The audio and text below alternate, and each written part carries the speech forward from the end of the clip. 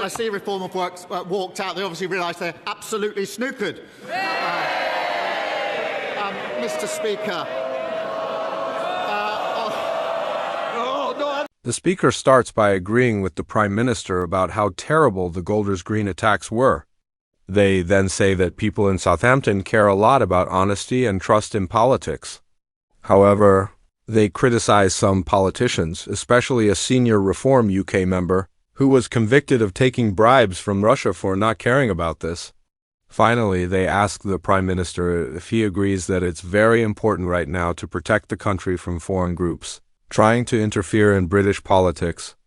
And they want to know what specific actions the government is taking to stop this. The Prime Minister thanks the Speaker and agrees that they raised an important issue.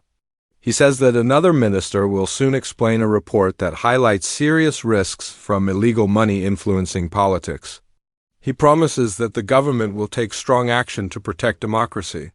One key step will be temporarily stopping, political donations made using cryptocurrencies. Finally, he criticizes a political leader, saying that this person is willing to say anything even if it causes division if they are being paid to do so. Nigel Farage is criticizing the Prime Minister. He says the Prime Minister promised to smash the gangs and stop illegal migrants crossing by boats. But he argues that this hasn't worked, pointing out that many people have still arrived, including a large number recently. He also claims that some of these arrivals could be a risk to national security.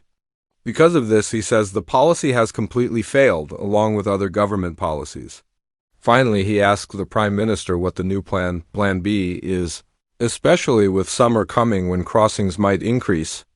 The Prime Minister is attacking Nigel Farage and his party, he says. Farage complains about problems but didn't support giving police stronger powers to deal with them, meaning he prefers to criticize rather than fix things. He also accuses Farage of poor judgment, saying he changed his position on going to war very quickly, which makes him unreliable. The Prime Minister then points out what he sees as hypocrisy. Farage promised lower taxes, but councils run by his party have increased local taxes. He also says Farage complained after winning control of a council, suggesting he didn't want the responsibility after asking for votes. Finally, the Prime Minister concludes that Farage's party doesn't actually want to solve problems. They just want to take advantage of them for political gain. A Member of Parliament thanks the Prime Minister for £35 million in funding to improve Crucible Theatre and help keep the World Snooker Championship in Sheffield. They say this is important because people in their area enjoy the tournament and should be able to travel easily to watch it. The MP suggests extending a tram train route so people from nearby places like Stocksbridge can get to Sheffield more easily. They also mention the South Yorkshire Mayor, Oliver Coppard, who has started working on these plans. Finally, the MP asks the Prime Minister to support this transport project so more people can attend and enjoy the snooker tournament.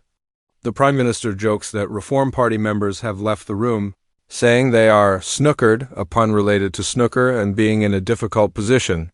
He then says that Sheffield and the Crucible Theatre are very important to snooker, and he's happy the World Snooker Championship will stay there for many years. He explains that his government believes in investing money into local areas to improve things people are proud of, like sports and culture. He reassures the MP that the government is working with local authorities to improve transport, including funding that could be used for better trams, modern stations, or new routes. After that, another MP speaks and criticizes the Prime Minister. They say he avoids giving clear answers, often passing responsibility to other officials like the Secretary of State, or hiding behind legal processes instead of taking direct responsibility.